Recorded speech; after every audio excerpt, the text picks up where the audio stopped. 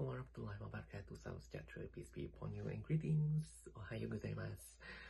Bersama saya sekali lagi Syafiq Ashraf, #Forever Lone Ranger. Terima kasih kerana sudi menonton video ini dan juga video-video yang sebelumnya dan juga video-video yang akan datang.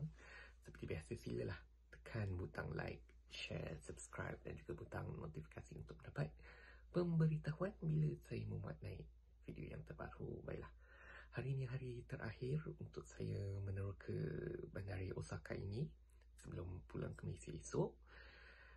Masih ada lagi beberapa tempat untuk dikunjungi dan masih ada pembelian saat-saat akhir yang perlu dilakukan.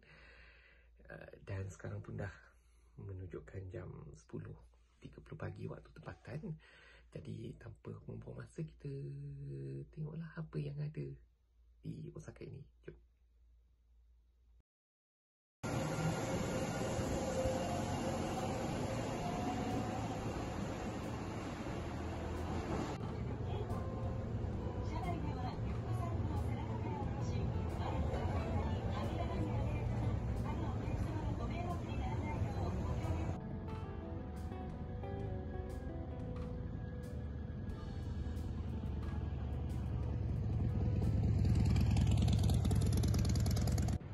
Baiklah, saya kini berada di hadapan Museum Seni Negara ataupun National Museum of Art Osaka.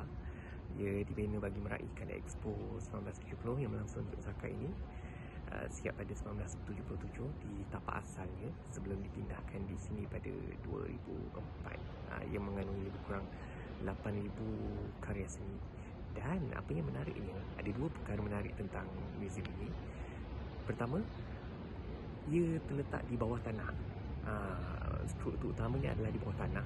Dan yang kedua, rekaan luarannya yang boleh tengok ni diilhamkan ataupun direka oleh Cesar Pelli, iaitu, kalau nama itu mungkin anda pernah dengar, itulah individu yang bertanggungjawab dalam mereka bentuk bangunan berkembang Petronas.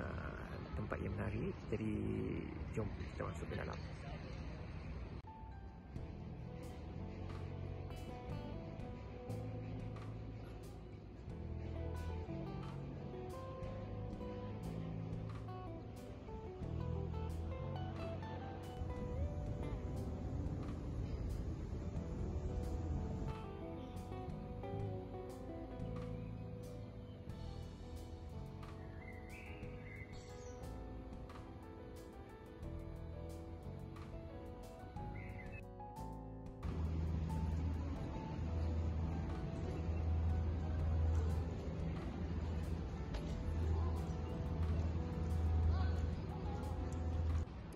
Baiklah, selesai di Museum Seni Kebangsaan Osaka tadi. Di sebelahnya, memang betul-betul sebelah bangunan museum tersebut, ini adalah Museum Sains Osaka yang dibuka pada 1989. Asalnya pada 1937 ia dikenali sebagai Museum Sains Elektrik Bandar Osaka. Ia merupakan museum sains pertama dan yang memiliki planetarium di Asia Timur. Dan bangunan sekarang ini berkeluasan 3,000 meter persegi, ada 4 tingkat dan lebih daripada 200 bahan pameran. Jom.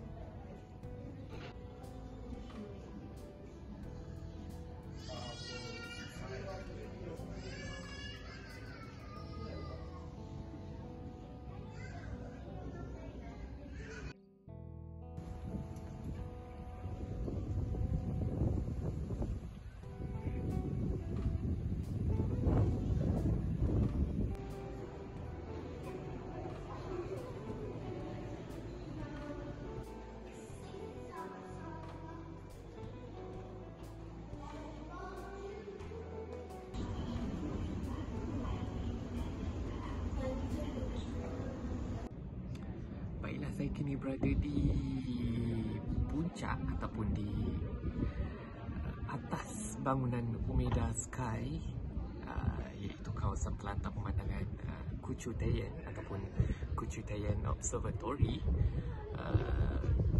Ketinggian saya sekarang ni adalah lebih kurang 170 meter dari aras laut. Bangunan ini dibuka pada 1993 dan ia menjanjikan pemandangan 360 darjah yang begitu menarik di bandar Osaka ini.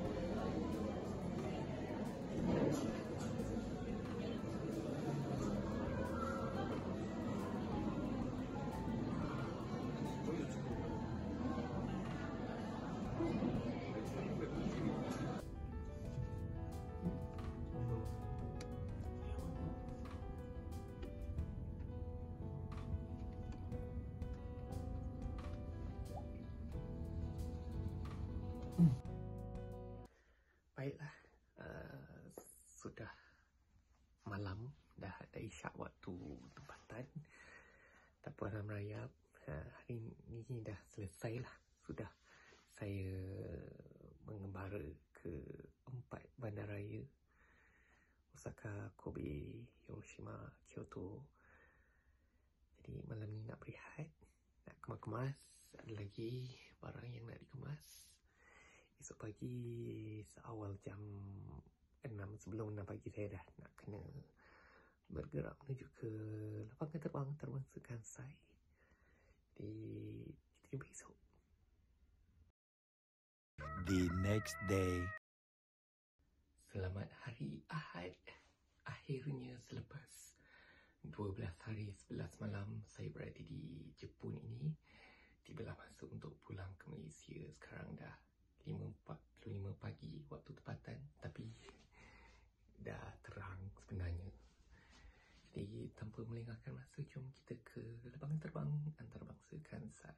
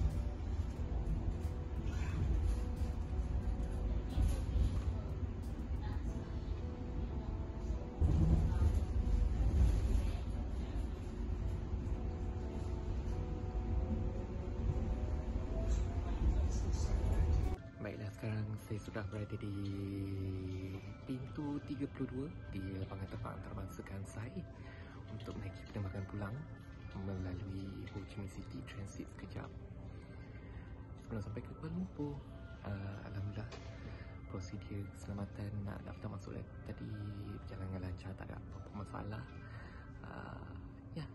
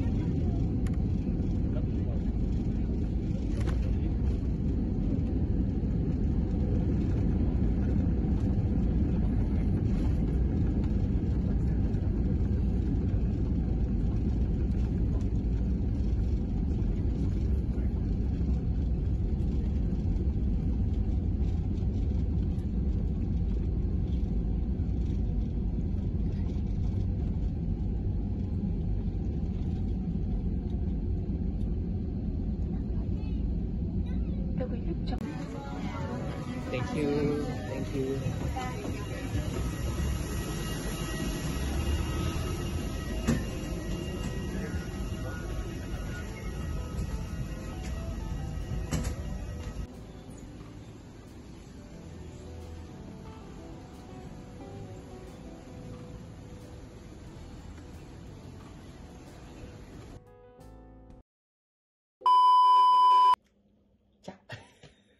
Baiklah, saya dah selamat kembali ke tanah air Malaysia. Ini pun saya rakam dah hampir 4 minggu. Selepas pulang baru sempat nak rakam. Tapi tak apa, apa-apa pun itulah pengakhiran bagi kembara saya di bumi Jepun. Baru sebahagian daripada beratus-ratus kalau tidak beribu buah kota di negara tersebut yang saya lawati. Alhamdulillah semuanya berjalan dengan lancar. Adalah beberapa tempat yang saya tak sempat nak kunjungi, tapi tidak mengapa, kalau ada rezeki boleh ke sana lagi kan, tak jadi masalah pun. Osaka, Kobe, Hiroshima dan Kyoto, 4 buah bandaraya yang saya kunjungi sepanjang 12 hari 11 malam. Memang satu pengalaman yang amat luar biasa sebenarnya. Tak pernah saya berkelana keluar negara sepanjang ini. Tapi memang satu pengalaman yang amat bermakna, mendekatkan saya dengan budaya masyarakat Jepun yang seimbang antara kemodenan dan juga tradisi. Mereka amat sopan, amat mesra. Ada ketikanya memang saya amat sarankanlah untuk anda berkunjung ke Jepun. Tak kisahlah ke mana-mana bahagian pun, di utara maupun selatan. Kalau ada rezeki, silalah ke sana. Tak cukup sebenarnya kalau saya nak ungkapkan secara ringkas apa yang saya peroleh sepanjang pengembaraan ini. Tapi ya, memang amat menyeronokkan dan saya memang menyimpan hasrat untuk ke Jepun lagi pada masa akan datang. Tapi bukan di tempat yang saya dah sebutkan tadi lah, mungkin ke bandaraya ataupun ke wilayah yang lain pula. Kalau ada rezeki adalah kan. Jadi terima kasih juga kepada anda yang sudi menonton 7 bahagian pengembaraan saya di Nihon ini. Terima kasih kerana menonton, memberi komen. Kalau ada yang bagi komen lah, yang menekan butang like. Terima kasih banyak-banyak. Saya amat hargai segala tontonan, jumlah tontonan yang anda sumbangkan. Walaupun tak banyak sikit, tetap jadilah kan. Jadi untuk kembara yang seterusnya, ke mana pula saya akan pergi selepas ini, anda kena tunggulah. Mungkin tak lama, musim yang berikutnya ke mana pula saya akan pergi, anda kena tunggulah. Jadi terima kasih kerana sudi menonton. Abah, Umi, Kak Syakir Syahidah, love you. Salam mesra dari saya, Syafiq Ashraf. #ForeverAloneRanger.